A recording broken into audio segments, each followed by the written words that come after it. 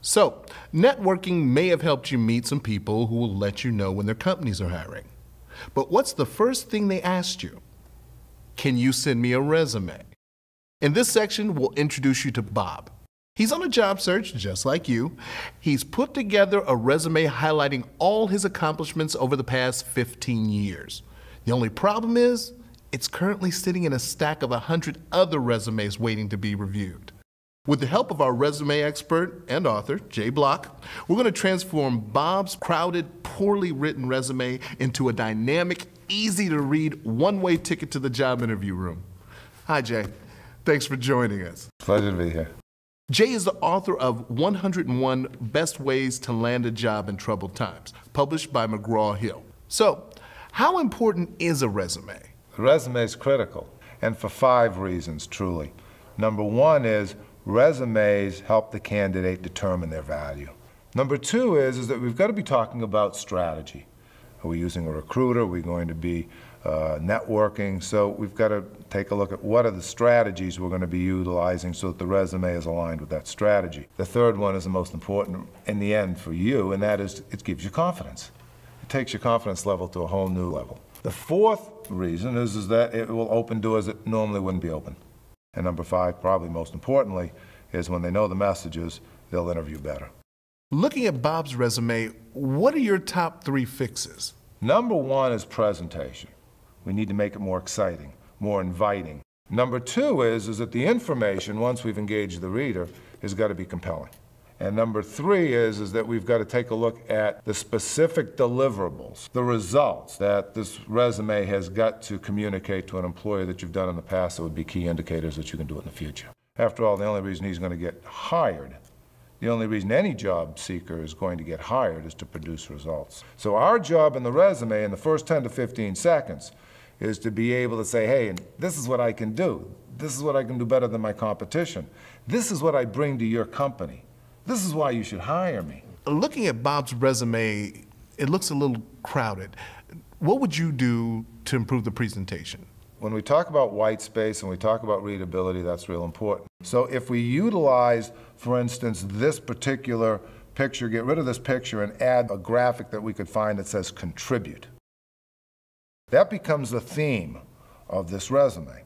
And then we're going to redesign the employment sections with bullets and so forth so that they can easily get into the employment section and identify what results that he produced. And I would also suggest we change the fonts to a more reader-friendly font such as Arial or Times Roman. There are no rules to this, but professional as though your life depended on it. What would you say are some words to avoid? What you want to avoid is the me's. I want this, I want that, I'm looking for a job where I can grow. So the words we want to avoid are what's in it for me. Any kind of phrase or words that's what's in it for me, and turn it around and what's in it for the employer. What are some power words that Bob can use? Anything that zeroes in on an achievement, on a bottom line economic, organizational achievement, benefit, contribution. I came up with new techniques to avoid accidents, to reduce liabilities. So it's reduced, I increased, I enhanced, I improved, but quantitatively. A resume without achievements is like a report card without grades. So we've got to make sure that the achievements are the key component to the employment section, and we want to make sure that those achievements are the results one produced. Look at this. Looks like a completely different resume. Now, what finishing touches would you use?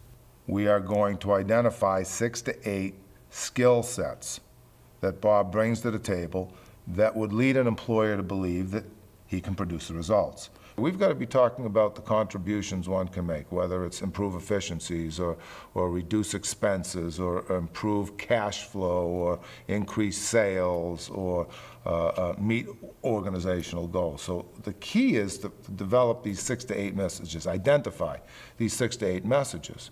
And then once we identify those 6 to 8 messages, we showcase that atop the resume, just like a headline to an advertisement. We do want to give a line or two of what they did, was responsible for this and managed that, but specifics and numbers are key. So if we know the number of people we managed, if we know the number of dollars in inventory we handled, if we know the budgets, if we know the numbers, we want to put that in. And from a bulleted standpoint, the bullets are like the grades. So we want to make it easy for the reader. So if they're going to read anything on the resume, it's the bullets. If we've got room on the resume, we've talked about white space, but if we have room on the resume that we actually want to put a reference or two, actual 1 or 2 lines of a reference from a former employer, we can do that on the resume. There are no rules to resume writing other than to excite, engage the employer to say, this guy is, or this lady is who we want to bring in. This is exactly what we're looking for. How has the electronic age changed resume writing? The emerging trend is that the resume is now becoming the cover letter. And a LinkedIn profile, an online profile, is becoming the resume. So we've got to be aware that we are in the middle of a change here. And probably in 3 years, we won't be doing resumes. All of our information, our profiles will be online. And, you know, speaking about the LinkedIn profile, I know that the state of Ohio has a great resource called Ohio Means Jobs.